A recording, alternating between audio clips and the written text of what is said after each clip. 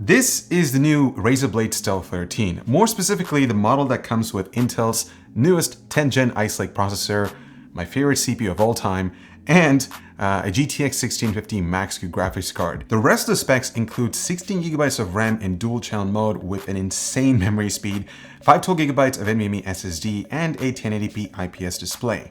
The unfortunate part is that it's going to cost you $1,800. That's a lot to ask for, especially for a gaming laptop that doesn't really feature top-tier specs. Now, what really makes the Blade Stealth stand out from the competition is its form factor. I think I'll give Razer the credit for actually implementing a GTX 1650 because, as far as I know, this is the only 13-inch notebook with a graphics card of that caliber. So what happens when you combine an Ice Lake processor from Intel with this GPU? Let's find out, but first, a quick message from our sponsor. The new Cooler Master Master Mouse 710. Weird name, but damn, this thing is good. With an ultra lightweight body at only 53 grams for excellent flick control and aim correction, the ultra weave cable is awesome for wireless-like feel, the ambidextrous shape for me personally is super comfortable, and I like the shorter body, plus the glide is smooth thanks to white PTFE feet. Enjoy the domination with an excellent optical sensor, and despite the funky name, the Cooler Master MM710 is legit. Check it out below.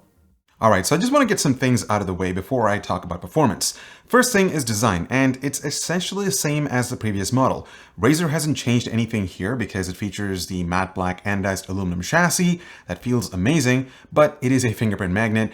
This is still one of the best designed Windows-based 13-inch notebooks that I've looked at. The keyboard layout remains the same. I really wished if Razer spent a bit more time re-evaluating their choice for implementing this confusing arrow key placement. It's actually pretty annoying if you ask me. Also, Mike had some trouble with the enter key. He thought that it was too small. The keys still feel the same, not the greatest feedback on a notebook, but respectable. It does feature Razer's chroma lighting, but just like the old model, it's not per key, rather it's single zone across the board. The trackpad is still excellent, one of my favorite trackpads on any Windows-based PC. The glass surface really makes a world of a difference when you're navigating through the UI, and it also comes with Windows precision drivers, so gesture commands work flawlessly on this laptop. Seriously, it is amazing. Port selection is pretty limited, so on the left-hand side, you get a USB-C 3.1 Gen 2 port that also acts as power in, a Type-A port, and a headphone/mic jack. Switching over to the right, you'll find the Type-C Thunderbolt 3 port that also functions as a power port and another Type-A port. The speakers sound great. They are front-facing, which means you get good audio projection. There's good fidelity in the higher ends. I will say that it does lack a little bit of bass, but then again, these speakers are still some of the best compared to some expensive gaming laptops out there. The webcam quality is also pretty decent. As you can see, it's not the greatest, but I think it's passable. The 13.3-inch display is 1080p IPS at 60 Hz. Beautiful color reproduction since it covers 100% of the sRGB color spectrum. These panels are individually calibrated out of the factory, which is awesome. One thing that I did notice is that the display is a lot brighter compared to last year's model. Also, I did run my backlit bleed test and I did not notice any on the new Stealth, which is nice. My only gripe is that I wish if Razer offered a higher refresh rate display on the newer model, just because it features a 1650 graphics card and in some titles it can push over 100 frames per second, and that's something that I missed when I was actually gaming on this laptop. That 60 Hz definitely starts becoming a little bit of an eyesore in my opinion. The included AC adapter is bigger than last year's model, and that has to do with the power delivery because it's 100 watts versus 65 watts. And that makes sense because this notebook has a powerful graphics card, a 1650 to be more precise, versus an MX150 from last year. Actually, it's not last year, it's early 2019 because the older Razer Blade Stealth was launched earlier this year. This is the newer version. I want to say this is the late 2019 edition. In terms of upgradability, the only possible thing that you can upgrade is the SSD. The RAM is soldered onto the motherboard. The NVMe SSD itself is very fast. In fact, it's one of the fastest drives that I've tested so far. The battery size remains the same compared to the previous model. It actually lasted longer than the older model thanks to the power-efficient Ice Lake processor. So on our light load test, refreshing Chrome for 15 seconds, the notebook lasted over 7 hours, whereas on our heavy load test running Realbench on a loop, the system lasted for 2.5 hours. I think that's very respectable considering the hardware that this thing packs. And now, the moment that you've been waiting for. Performance. Spoiler alert, guys, It's really bad, but let me break it down for you. You see, as per Intel spec sheet, the Core i7-1065G7 has 4 cores and 8 threads. It comes with a base clock of 1.3 GHz and a boost up to 3.9 on single core, that is. All core boost is supposed to be 3.5 GHz. But as I was running my tests multiple times, I noticed that the clock speeds were only hitting 2 GHz under a full multi-core workload. To give you a little bit of context, the previous model featuring the 8th-gen CPU was boosting to 3 GHz on all cores and reaching up to 4.5 GHz on single core. So on paper, the 8th-gen CPU should be faster than the 10th-gen CPU because of its sustained high clock speeds. And that's exactly what happened. As you can see, with Cinebench R15, R20, and even Blender, the 1065G7 is slower than the Whiskey Lake Core i7-8565U. Look at those single core results. Heck, even take a look at the Blender run.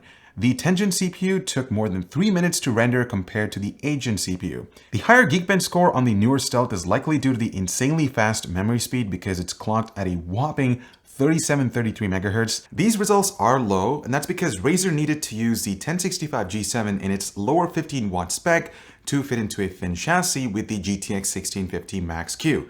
That means it actually is performing at much lower speeds than the 25-watt version. Video editing performance is okay. I took this 10-minute 4K project, exported to Resolve to H.265, and the system took a little over 10 minutes to complete that task. I'm actually impressed by how well the GTX 1650 gets utilized because the difference is huge compared to the MX 150 found on the previous model. Considering the size, this is very impressive. Here's a screenshot of the CPU utilization with this program. The CPU is maxed out, guys, but just check out those clock speeds. They're just really low. I also ran our standard Premiere Pro rendering test on the new Stealth, and the system took close to 19 minutes to finish that. And as you can see with the CPU and GPU utilization, Adobe still isn't optimized for the new Ice Lake processors. The CPU utilization is fairly low, so is the new Gen 11 graphics. They probably still have to update the processor to take advantage of the new compute units on the integrated graphics with Ice Lake. So potentially, maybe a software update could help fix that. But for now, it's really not optimized for content creation. Moving on to gaming performance, it's pretty good provided you're comfortable playing demanding titles at medium to low settings. The 1650 Max-Q is a great GPU for 1080p gaming, and it's a welcoming upgrade over the MX 150. Titles like Battlefield 1, Apex Legends, Overwatch all ran really well at low settings. Far Cry 5 and Shadow of the Tomb Raider were playable, but it makes me wonder if the CPU is bottlenecking the GPU. But how does it compare to the old model featuring the MX 150 GPU?